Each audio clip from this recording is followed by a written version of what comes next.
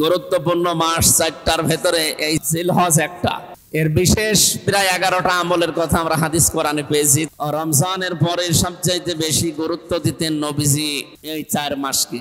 তার ভেতরে অন্যতম হচ্ছে এই জিলহজ। আল্লাহ তাআলা বলেন যালিকাদ দীনুল কাইয়্যিম, এইটাই হচ্ছে সুস্পষ্ট বা প্রতিষ্ঠিত দিন। দিন পৃথিবীতে দিন বলতে ধর্ম, দিন বলতে জীবন ব্যবস্থা, এরকম কিছু বোঝানো হয়। আমরা জানি 4,500-এর উপরে ধর্ম বা দিন তামাম দুনিয়ায় এখন মানুষ পালন করছে। তার ভেতরে আল্লাহর নিকট সবাই তার মালিককেই পেতে চায়। আপনি খ্রিস্টানদেরকে জিজ্ঞাসা করেন, তারাও হয়তো আল্লাহ বলে স্বীকার করে না, কিন্তু গড যারে বলে, গড বলতে আল্লাহকে বোঝানো হয়।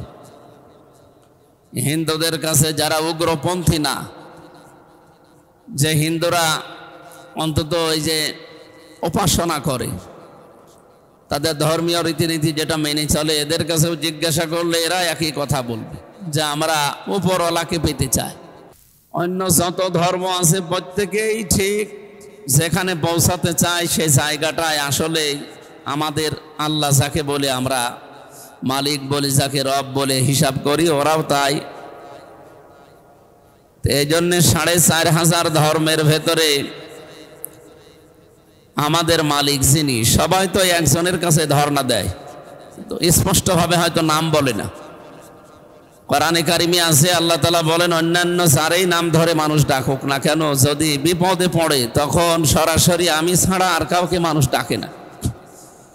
যেন আমরা শুধু মনে করছি মুসলমানেরা বিপদে পড়লে, মুসিবতে পড়লেই আল্লাহর কথা স্মরণ হয়, ডাকে না। না, মানুষের ভেতরের অবস্থা এই। ও যদিও বুঝে হোক না বুঝে হোক, আবহমান কাল থেকে তার বাপ দাদা পূর্বপুরুষ এগুলো করে আসে, এই জন্য হয়তো মূর্তি বানিয়ে অথবা আগুনের সামনে, গাছের সামনে, বিভিন্ন জায়গায় মাথা নত করে। মানুষের স্বভাবই এইটা, যে ছোট যে হয় বড় কিছু দেখলেই তার কাছে মাথা নত করে দেয়। মানুষের এই স্বভাবটাকে আল্লাহ কাজে লাগাতে চেয়েছেন নামাজ দিয়ে।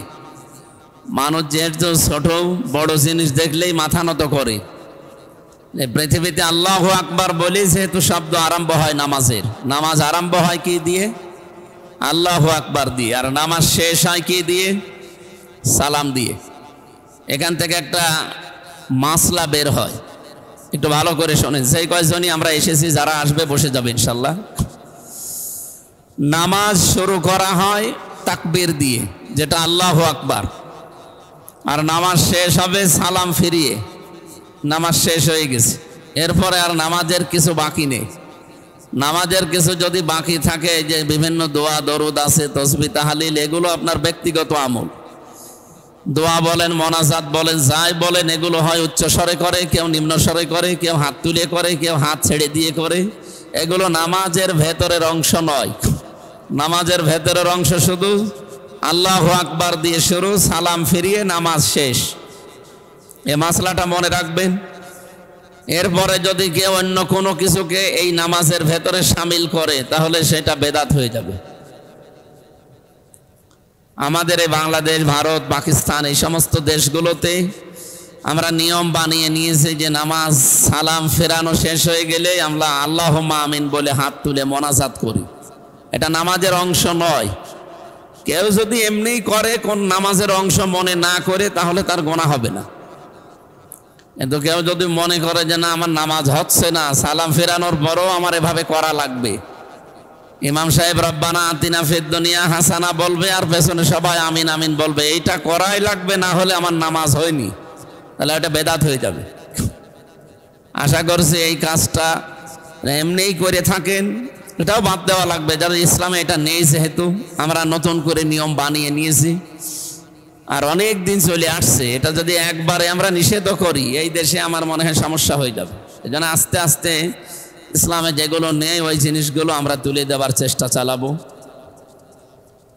তো আল্লাহু আকবার এই শব্দ দিয়ে নামাজ শুরু হচ্ছে। তাকবীর, তাকবীর মানে বড়ত্ব। কার বড়ত্বের ঘোষণা দেওয়া হয়? আল্লাহর। যেন পৃথিবীতে মানুষ আসার পরে আমরা যারা মুসলিম আছি, তারা এই কথাটা মানুষের কানের কাছে নিয়ে শোনায়। ডান কানে যে আকামত, বাম কানে আকামত কেন দেয়?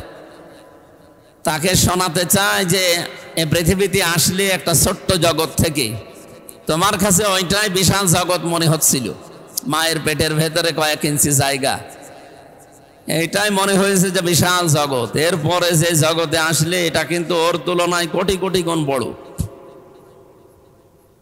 এই জন্য ওর তুলনায় যেহেতু একটা বড় জায়গায় আসলে সেই জায়গায় তুমি মনে রাখবা এখানে সবচাইতে বড় হচ্ছে আল্লাহু আকবার, আল্লাহ।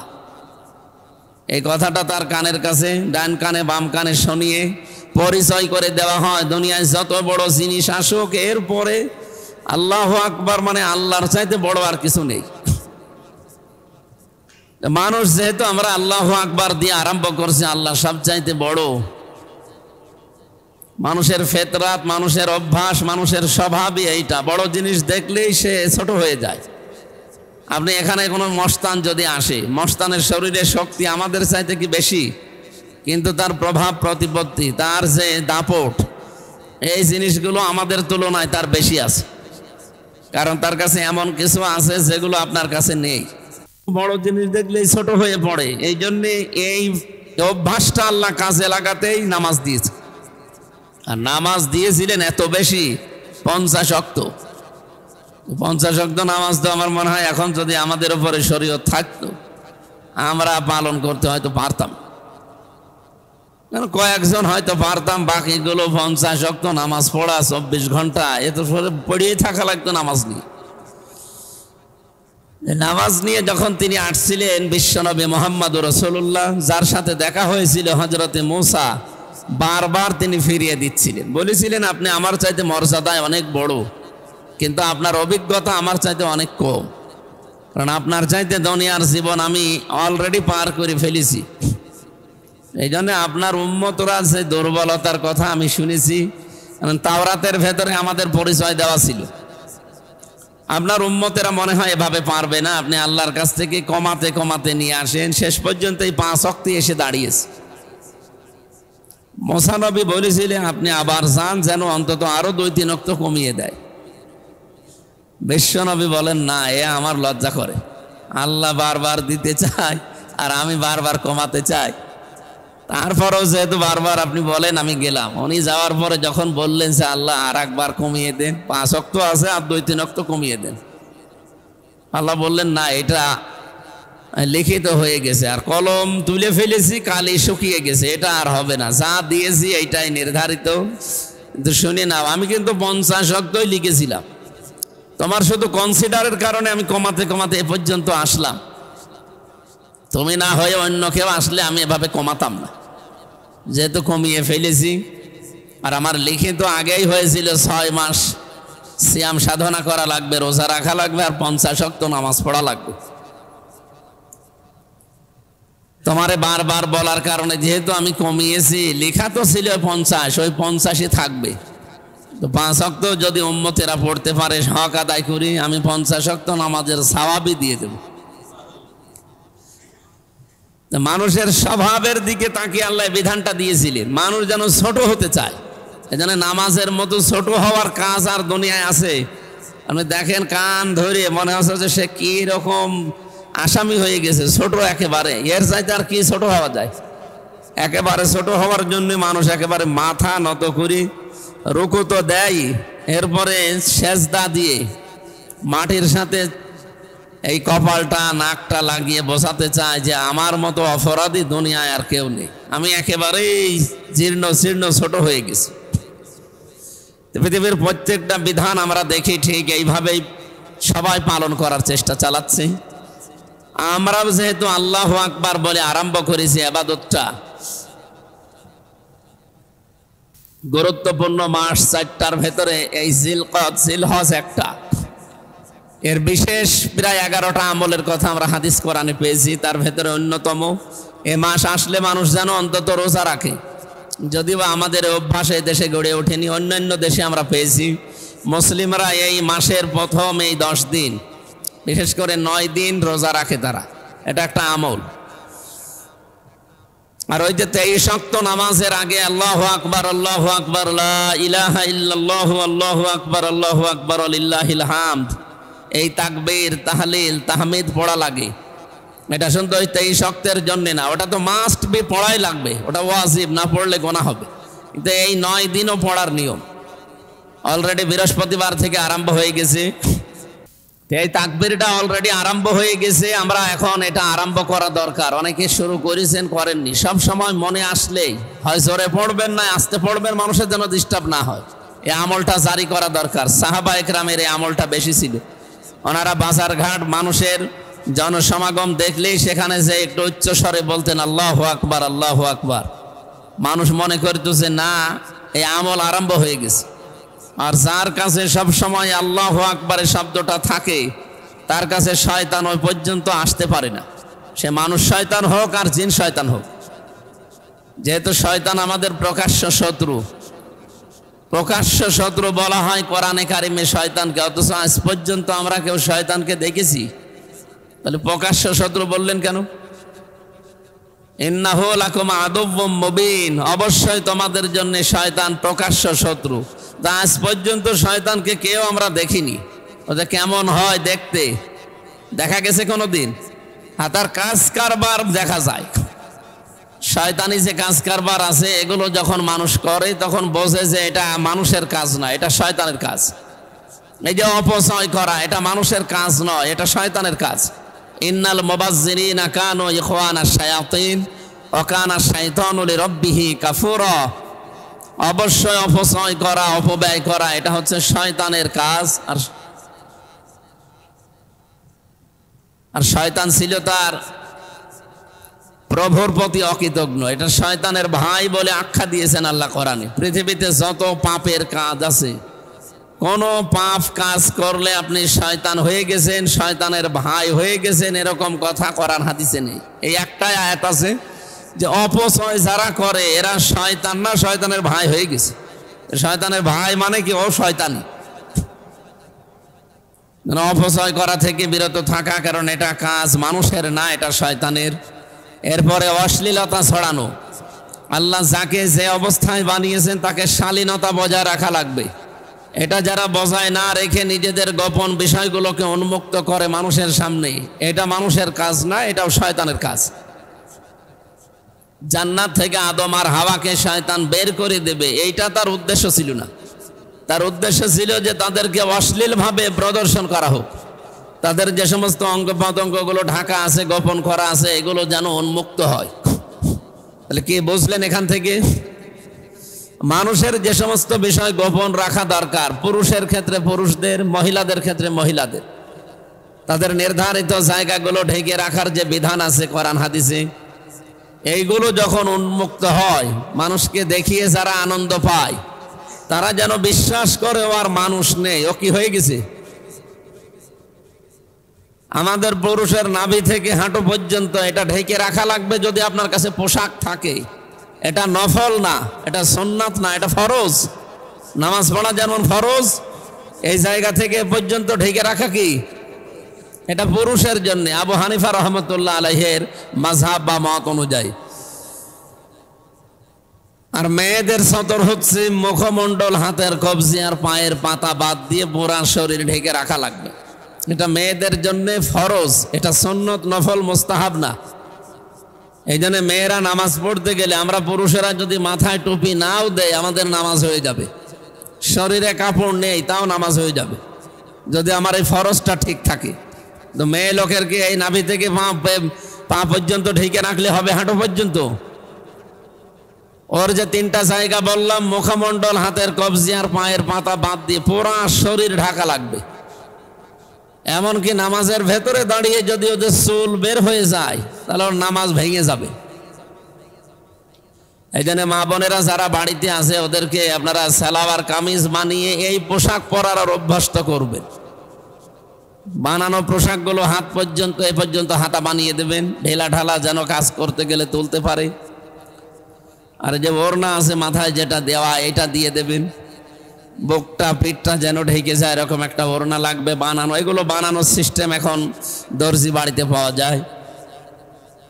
তো এই যে সিস্টেমগুলো বলছে, এর বাইরে গেলে ওদের যেমন নামাজ হয় না, আমাদের যে সিস্টেমগুলো আল্লাহ দিয়েছে এর বাইরে গেলেও আমাদেরও নামাজ হবে না। যদি পোশাক থাকার পরেও কেউ নাভি থেকে হাঁটু পর্যন্ত না ঢেকে নামাজে দাঁড়িয়ে যায়, হাফ প্যান্ট পরে, নামাজ হবে? ফরজ তরক হয়ে গেলে নামাজ হবে না। পোশাক যদি না থাকে আপনার, কোনো উলঙ্গ হয়েও নামাজ পড়তে পারেন, অসুবিধা নেই। তাহলে আমরা যেই কথা এখান থেকে বুঝলাম, আল্লাহ রাব্বুল আলামিন শয়তানের কাজকর্মকে তিনি বলেন যে প্রকাশ্য শত্রু তোমাদের, ওরে দেখা যায় না কিন্তু ওদের কাজ দেখা যায়। যারা অপচয় করে এগুলো প্রকাশ্য আমরা দেখি, যারা নিজেদের সৌন্দর্যকে যে গোপন অঙ্গগুলোকে প্রদর্শন করে এগুলো আমরা দেখি, এগুলোকে আর মানুষের তালিকায় রাখা যায় না। যারা এই কাজ করবে তারা কি শয়তানের ভাই। আল্লাহ রাব্বুল আলামিন শুধু ফতোয়া দিয়েই কোরআনের আয়াত নাজিল করে শেষ করে দেননি, এটাতে কত বাস্তব আল্লাহ নিজে আমাদের শরীরের ভেতরে দেখিয়েছে। বিজ্ঞান এখন দেখাচ্ছে যে যে খাদ্য যা খাওয়া হয়, এই খাবার খাওয়ার পরে কয়েকটা জিনিস তৈরি হয়। এক নম্বরে আপনার রক্ত তৈরি হয়। আমাদের 5.5 কেজি রক্ত আছে শরীরের ভেতরে, এগুলো চলাচল করছে 26 কিলোমিটার দূরত্বে, বেগে চলছে পুরা শরীরে মাথা থেকে পা পর্যন্ত। এই রক্তগুলো তৈরি হচ্ছে খাবারের কারণে। 2 নম্বরে বীর্য তৈরি হয়, 3 নম্বরে মল তৈরি হয়। এরকম 4টা জিনিস যখন শরীরের ভেতরে তৈরি হয়, প্রস্রাব তৈরি হয়। এইগুলো বিভিন্ন জায়গা আছে, এগুলো আল্লাহ বের করে আপনার শরীরকে রিফাইন করে দেয়। এখন এই 4টা জিনিস দিয়ে এই খাবারগুলো দিয়ে 4টা জিনিসের বাইরে সবচাইতে নির্যাস যেগুলো খাবারের, প্রতিটি খাবারের নির্যাস আলাদা আলাদা আছে, ওইটা দিয়ে একটা রস তৈরি হয় যেটা পিত্ত রস বলে।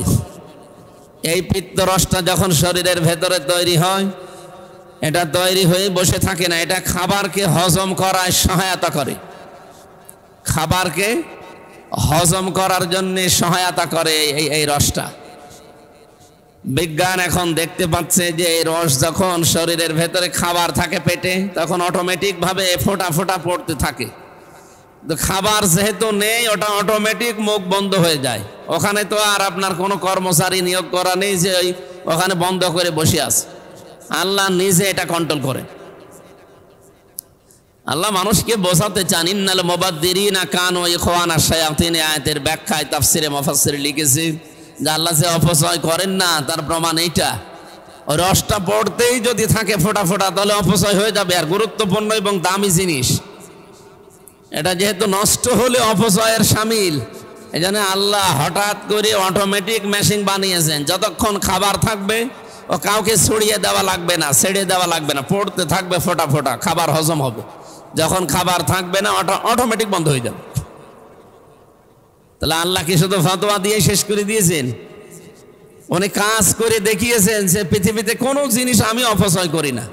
তাহলে যারা অপচয় করেছেন, প্রয়োজনের অতিরিক্ত কিছু করার নাম অপচয়। এদিকে তাকান, প্রয়োজনের অতিরিক্ত কিছু করার নাম কি?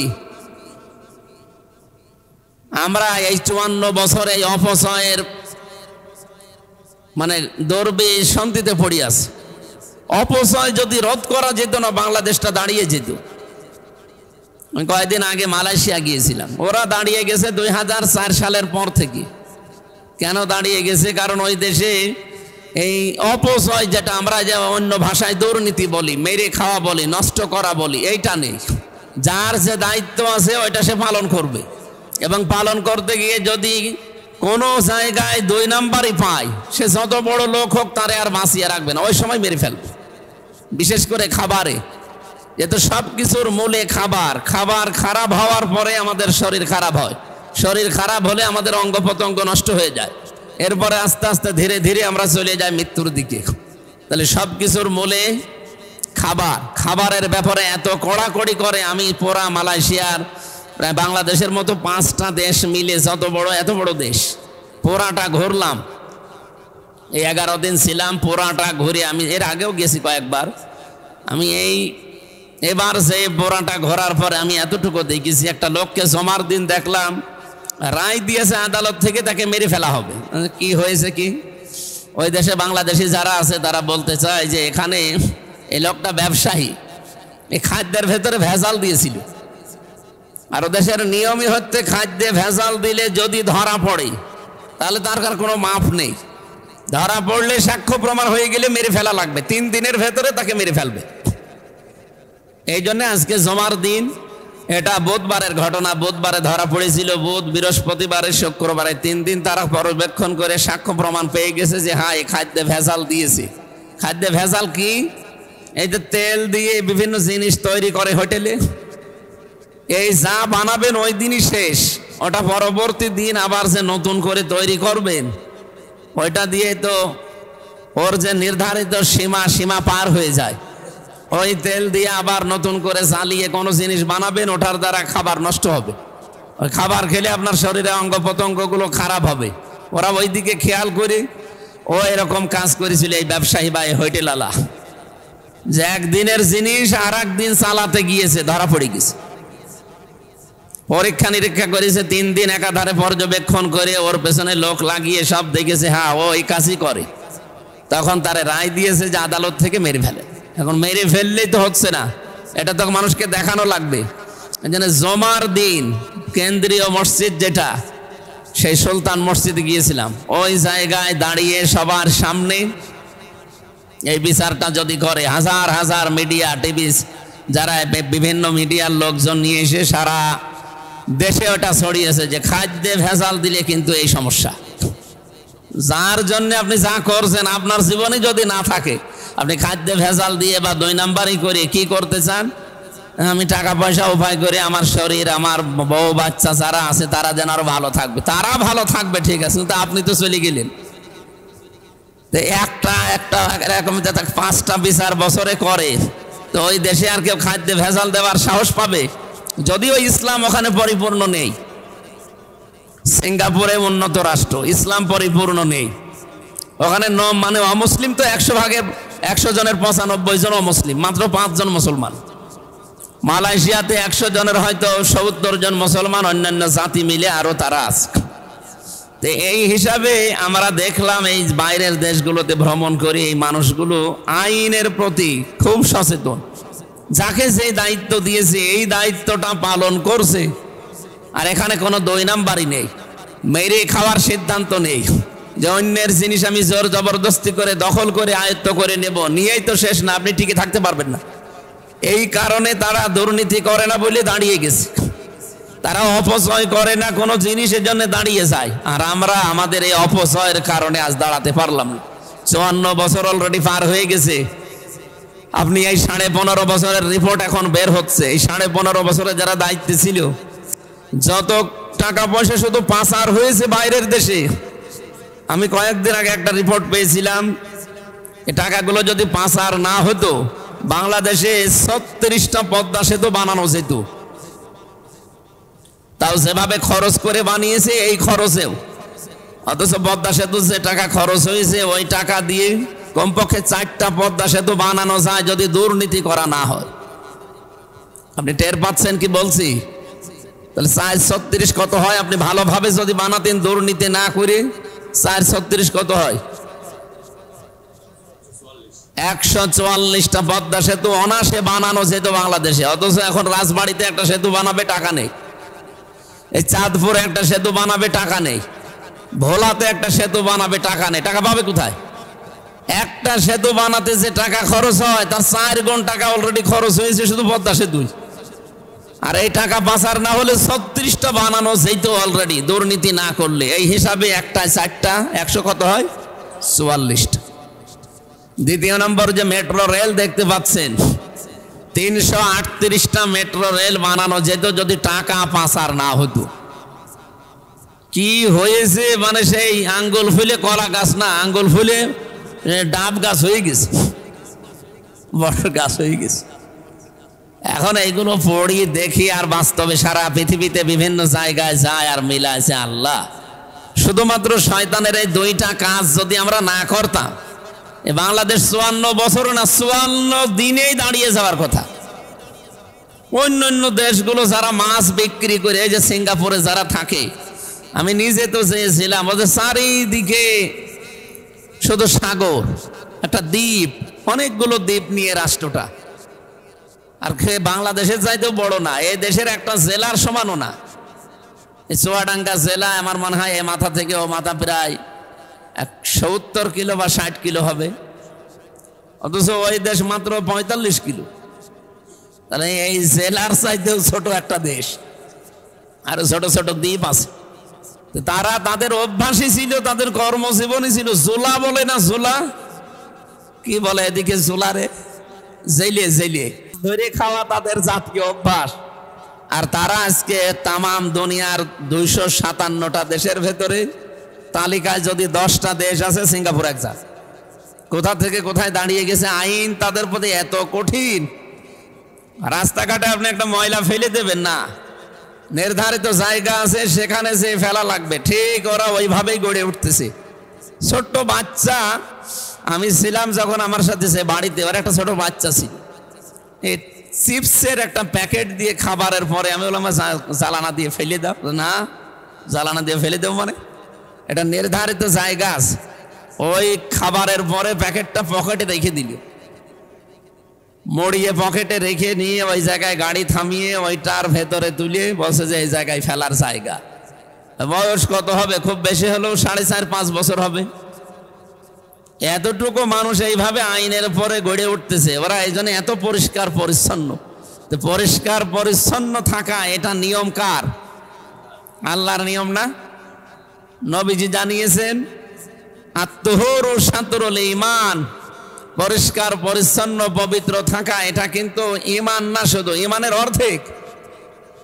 আমরা বলি যে ঈমানের একটা শাখা, ঈমানের শাখা তো 77টার উপরে আছে, ঈমানের শাখা বলা হয় না। পরিষ্কার পরিচ্ছন্ন থাকা এটা কিন্তু ঈমানের অর্ধেক বলা হয়, নিসফুল ঈমান বলা হয়েছে। এরা নবীর কথাকে মেনে চলে কিন্তু নবীকে বিশ্বাস করে না, এই জন্য তারা দাঁড়িয়ে যাচ্ছে। আমরা নবীকে বিশ্বাস করি যে নবী একজন এসেছিল, কিন্তু নবীর জীবনের কর্মকাণ্ডগুলো আমাদের জীবনে নেই। নবীজি অশ্লীলতা ছড়াননি, উনি জীবনে অপচয় করেননি, উনি জীবনে কোনোদিন অপবিত্র হয়ে থাকেননি, কিন্তু আমরা তাকে বিশ্বাস করি, তার কথাগুলো আমাদের জীবনে আমরা মানি না, এই জন্য আমরা আরো নিচের দিকে চলে যাচ্ছি। আজ যদি সত্যি এভাবে মেনে চলতে পারতাম, যেহেতু ইসলাম এটা জালিকা দ্বীনুল কাইয়্যিম বলা হয়, এটা সুস্পষ্ট এবং নির্ধারিত দিন, পৃথিবীর সব দিনের তুলনায় আল্লাহর কাছে এইটাই গুরুত্বপূর্ণ বিধান, জীবন ব্যবস্থা, দিন, ধর্ম যাই বলেন। ফালা তাজলিমু ফীহিন্না আনফুসাকুম, এই মাস যেহেতু আমরা পেয়েছি জিলহজ মাস, আল্লাহ বলেন তোমরা এই মাসগুলো পেলে নিজের উপরে জুলুম করবা না। নিজের উপরে জুলুম কি? মন যেটা চাই না ওইটা যদি জোর করে কেউ করে ওইটা হচ্ছে গুনাহ, আর ওই গুনাহ হচ্ছে জুলুম। আপনি যে যারা অলঙ্গ অর্ধ অলঙ্গ নাচ দেখে, সিনেমা দেখে, ওর মন জীবনও যদি ইমানের ছিটা ফোটা থাকে ওর মন চাইবে না, জোর করেও হয়তো শয়তানের ধোকায় পড়ে হোক আর যেভাবেই হোক ও দেখতে থাকে। এই মানুষ যখন আস্তে আস্তে গোনায় অভ্যস্ত হয়ে যায় তখন ওর কাছ থেকে ইমানের যে নূর আল্লাহ এটা কেড়ে নেয়। কিছুদিন পরে অবস্থা এমন হয়ে দাঁড়ায় তখন ওর ভালো কাজও ভালো লাগে না, খারাপ কাজও ভালো লাগে না, সব খারাপ সমান মনে হয়। এই জন্য সময় আমাদের এসেছে এই মাসকে সম্মান দেওয়ার। ওই জামানায় কাফেররা সম্মান দিত এই 4টা মাস আসলে, বিশেষ করে মুহররম, রজব, জিলহজ আর জিলকদ। এই মাসগুলো আসলে তারা মারামারি, গন্ডগোল, এমনকি কারো সাথে ঝগড়া বিবাদ, মামলা মোকদ্দমা আছে বন্ধ করে দিত, বলতো এখন থাক, এই মাসের সম্মান আছে। এটা একেবারে সে আবহমান কাল থেকে চলে আসছিল তাদের কাছে। তারা এই মাসের সম্মান দিত এইভাবে যে মারামারি, তোমার সাথে গন্ডগোল, কেস কামারা আছে, আমার সাথে কথা বন্ধ হয়ে আছে, এখন আর না, এই 4 মাস পার হোক, এরপরে আবার নতুন করে তোমার সাথে ঝগড়া হবে। তারা কাফের। তারপরে এই মাসের সম্মান এইভাবে দিত। আমরা মুসলমান হিসাবে এই মাসের সম্মান কিন্তু এভাবে এখনো দিতে পারি না। মামলা মোকদ্দমা কি বন্ধ হয়ে আছে 4 মাসে? কারো সাথে মনোমালিন্য ছিল, এখন কি বন্ধ হয়ে গেছে? আরো বাড়িয়ে দিয়েছে। তাহলে এই মাসের সম্মান আমাদের দেওয়া হচ্ছে না। কাতিলুল মুশরিকিনা কাফাতান কামা ইউকাতিলুনাকুম কাফা, তোমরা কাফেরদের বিরুদ্ধে লড়াই সংগ্রাম করো যেইভাবে ওরা করে তোমাদের বিরুদ্ধে পরিপূর্ণভাবে। আজ দেখেন তামাম পৃথিবীতে যারা মুশরিক, এই খ্রিস্টান, ইহুদি, এই হিন্দু যারা আছে, বৌদ্ধ যারা আছে, তামাম দুনিয়ার সবগুলোই মুশরিক। তাদের জাতিতে আলাদা আলাদা নাম নিয়েছে, কেউ ইহুদি বলে, কেউ খ্রিস্টান বলে, কেউ মুশরিক বলে, কেউ বৌদ্ধ বলে, কেউ মাজুসি বলে, জিনিস কিন্তু সবাই তারা মুশরিক। না, আল্লাহকে যারা অন্য কারো সাথে যুক্ত করে তারা কি বলেন বলেন, মুসলমানদের ভেতরে মুশরিক কারা?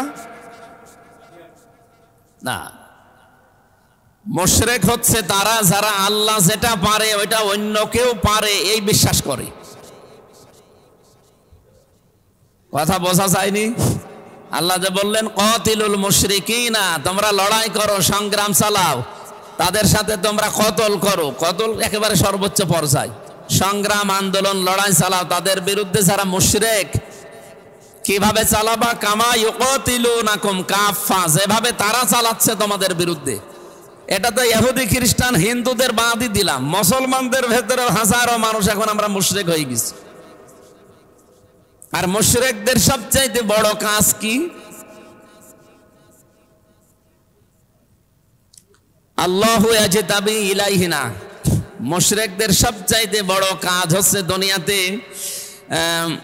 আনাকিমুদ্দিন ওয়ালা তাতাফাররাকু ফি কাবুরু আলাল মুশরিকিনা মা তাদউহুম ইলাই। সূরা শুরার 13 নম্বর আয়াতের মাঝের অংশে আছে আল্লাহ তাআলা বলেন, হে নবী, আমি আপনাকে সহ পৃথিবীর প্রতিটি নবীকে এই নির্দেশ দিয়েছিলাম যে আমার জমিনে আমার বিধানগুলো কায়েম করেন।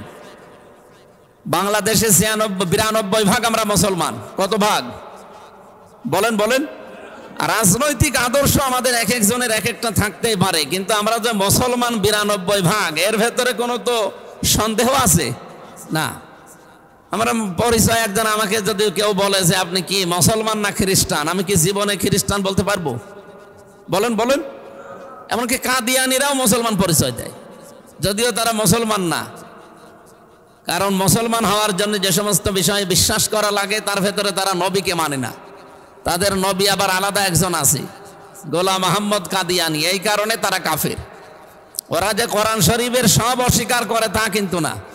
কাদিয়ানিরা কোরআন শরীফের একটা আয়াতের 1/3 মানে না। সূরা আহজাবের 40 নম্বর আয়াতের মাত্র একটা শব্দ 4টা অক্ষর দিয়ে বানানো, এই শব্দটা ওরা মানে না। মা কানা মুহাম্মাদুন আবা আহাদিম মির রিজালিকুম ওয়ালাকির রাসূলুল্লাহি ওয়া খাতামান নাবিয়্যিন। এই একটা আয়াত, এই আয়াতের 1/3 মা কানা মুহাম্মদ ঠিক আছে, আবা আহাদিম মির রিজালিকুম এটাও ঠিক আছে যে মুহাম্মদ সাল্লাল্লাহু আলাইহি ওয়াসাল্লাম একজন ছিলেন, তিনি কোনো অ্যাডাল্ট পুরুষের পিতা না, তিনি ছোট ছোট মানুষের পিতা ছিলেন। এখানে আল্লাহ সিবিয়ান না দিয়ে রেজাল দিয়েছেন। সিবিয়ান মানে ছোট ছোট বাচ্চারা, আর রেজাল মানে প্রাপ্ত বয়স্ক পুরুষ। নবীজি কোনদিন এই পৃথিবীতে প্রাপ্ত বয়স্ক কোন পুরুষের পিতা ছিলেন? উনি পিতা ছিলেন, কিন্তু ছোট ছোট বাচ্চাদের পিতা। উনি ছোটকালেই সব ছেলেকে হারিয়ে ফেলেছিলেন, ওনার মেয়ে বেঁচে ছিল। এই জন্য আল্লাহ এখানে নিসা দেয়নি, আল্লাহ দিয়েছেন রেজাল। আপনি কাদিয়ানি এলাকায় আছে কিনা আমি জানি না, যদি থাকে তাদের কাছে জিজ্ঞাসা করেন যে কোরআন শরীফ হ্যাঁ আল্লাহর কিতাব, কোরআনে আয়াতগুলো হ্যাঁ আল্লাহ পাঠিয়েছে, এই আয়াতের ভেতরে যে 3টা বিধান আল্লাহ দিলেন যে মা কানা মুহাম্মদ এ পর্যন্ত, আবা আহাদিম মির রিজালিকুম, আবা মানে পিতা, তোমাদের পিতা নন, তিনি পুরুষের মানে প্রাপ্ত বয়স্ক পুরুষের পিতা নন। হ্যাঁ এটাও আমরা মানি। ওয়ালাকির রাসূল আল্লাহ, তিনি রাসূল ছিলেন, হ্যাঁ এটাও ঠিক আছে। খাতামান নাবিয়্যিন, এই যে খ আলিফ তা মিম 4টা অক্ষর, তিনি যে শেষ নবী, উনি নবী ছিলেন ঠিক আছে, কিন্তু শেষ নবী না, এটা মানে না।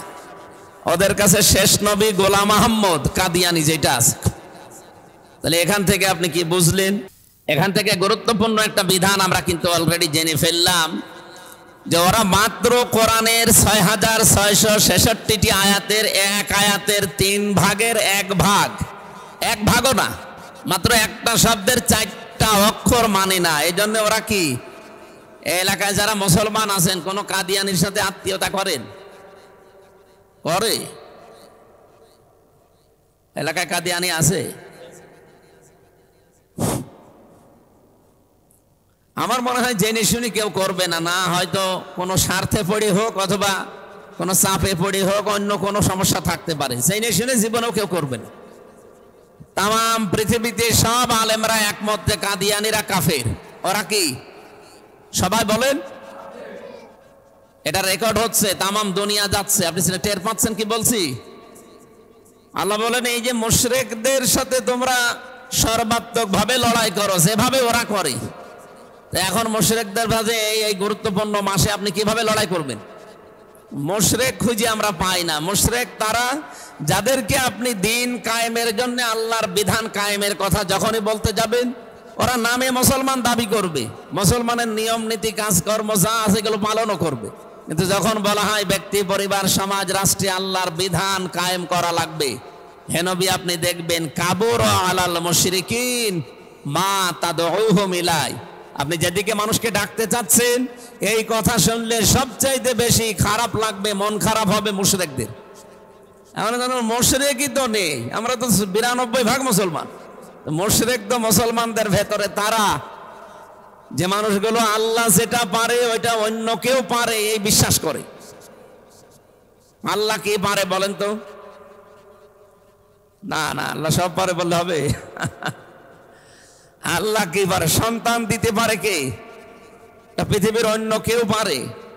যদি কেউ বিশ্বাস করেন যে না এই পানি পড়ায়ও কাজ হয়, অথবা ওই যে কবরের কাছে গেলেও হবে, কোনো পীর সাহেব দোয়া করে দিলেও হবে, এইরকম বিশ্বাস করলে সে কি? এ পৃথিবী বানিয়েছে কে? এখানে অন্য কোনো মানুষ বা অন্য কোনো কারো বিধান যদি কেউ প্রতিষ্ঠা করতে চায়, যেহেতু পৃথিবী বানিয়েছে আল্লাহ, আমরা বিশ্বাস করি। আর এখানে নিয়ম নীতিও চলতে পারে কার? কোরআনে 918 জায়গায় এরকম কথা আছে, আলা আলাহুল খালকু আল আমরু, বানিয়েছি আমি, এখানে সিদ্ধান্ত চাপিয়ে দেবে কে? আল্লাহর আইন বাদ দিয়ে অন্য কোনো আইন চলতে পারে না।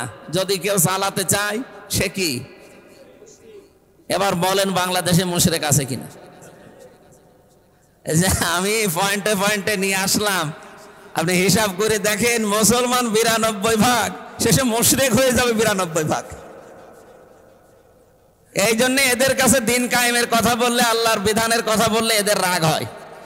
এরা তখন দুনিয়ার কাজ মনে করে, এটা ঝামেলা। আরে এটা যে আসল কাজ, কাবুর আলাল মুশরিকিনা মা তাদউহুম ইলাই।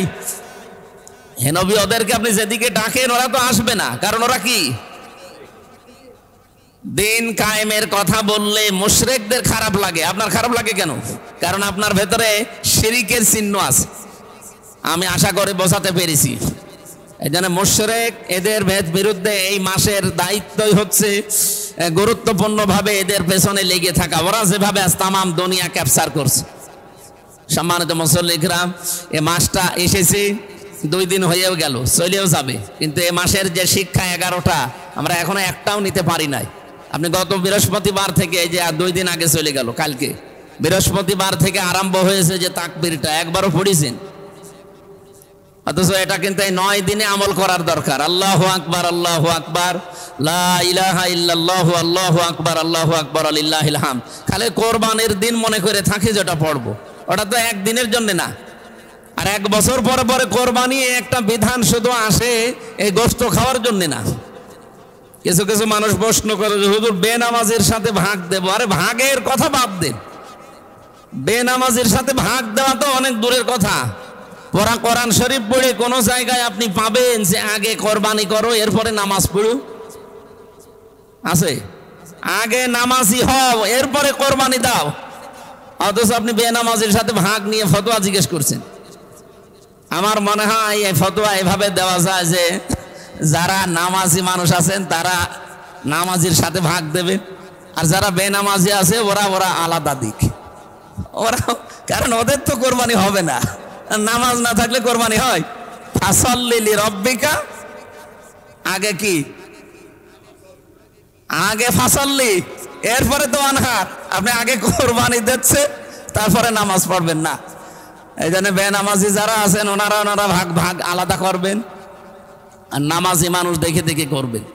আজকের তেলাওয়াতকৃত আয়াত আমরা করেছিলাম সূরা হজের 32 নম্বর আয়াত থেকে। এখানে আল্লাহর কিছু নিদর্শনের শিক্ষা আছে, তার ভেতরে এই যে জিলহজ মাসটা একটা নিদর্শন। এর ভেতরে যে সমস্ত কাজ কারবার গুলো আছে সূরা হজের 32, 33, 34, 35, 36, 37, 38 এই আয়াতগুলো ভালো করে পড়বেন। তাফসীর সহ ইবনে কাসির পাওয়া যায়, ফি জিলালিল কোরআন পাওয়া যায়, মারিফুল কোরআন পাওয়া যায়। বাংলায় দেখে দেখে পড়বেন এই কয়দিন। আরএফে তো নিয়ম নীতি লেখা আছে, এগুলো মিলাবেন। আমাদের যেহেতু সময় বেশি হয়ে গেছে, আমরা আজকে আর কথা বলতে চাচ্ছি না। যতটুকু বললাম, আল্লাহ এই মাসের গুরুত্ব অনুধাবন করে আমল করার তৌফিক দিন, আমিন।